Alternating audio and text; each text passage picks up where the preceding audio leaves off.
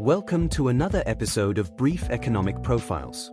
In this video, we focus on the West African nation of Ghana, the first sub-Saharan country to gain independence from colonial rule.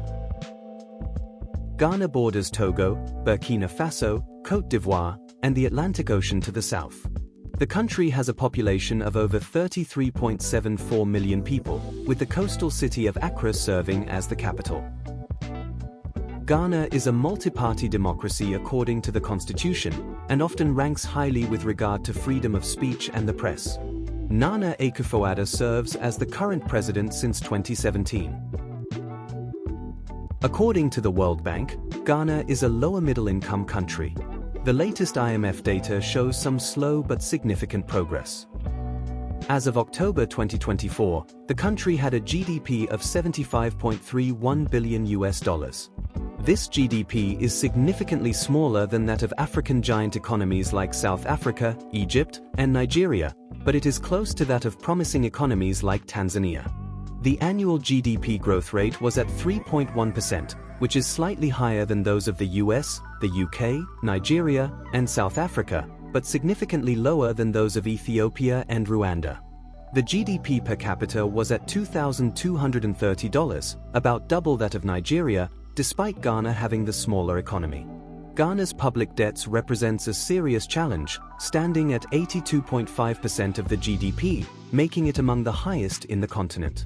For the year 2023, Ghana's imports exceeded her exports in value, leading to a trade deficit of $740 million. The country's official currency is the Ghanaian cedi. As of the 18th of November 2024, $1 exchanged for 16.03 Ghanaian cedi. Like most other African states, Ghana has a mixed economy with a dominant service sector. In particular, the Ghana Statistical Service reported that for the second quarter of 2024, the service sector contributed to about 44.2% of the GDP. These include services such as information and communication, accommodation, transport, and finance.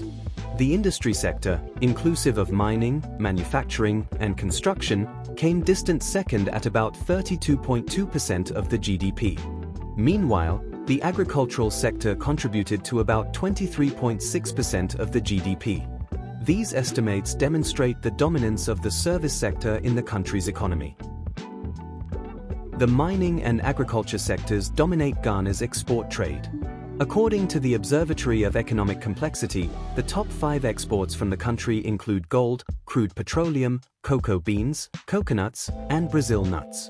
Notably, Ghana is the world's 13th largest exporter of gold. Additionally, Ghana is also the 27th largest exporter of crude petroleum globally. The country also ranks 3rd globally in cocoa beans exports. If you are enjoying this video, please consider liking, sharing, and subscribing to our young channel to help us grow. Thank you. Despite having significant exports, Ghana imports high-value goods that contribute to the growing trade deficit. The country's top imports according to the OEC include refined petroleum, iron, cars, rice, and special-purpose ships. Reducing the value of total imports is therefore crucial for Ghana's economic progress. Ghana's economy has faced serious challenges in the previous decade that have significantly hampered growth. In particular, the soaring of public debt led to distress and diminished international reserves, ultimately fueling an inflation crisis.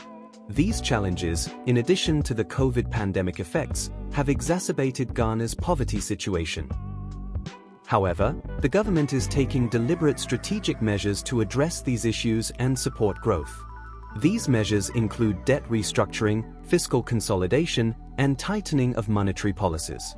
Persistence and fidelity in implementing these measures will be crucial to promoting the country's economic growth and human development. What do you think of Ghana and her economic health? Which country would you like us to review next? Please share your comments down below, including questions, clarifications, and suggestions.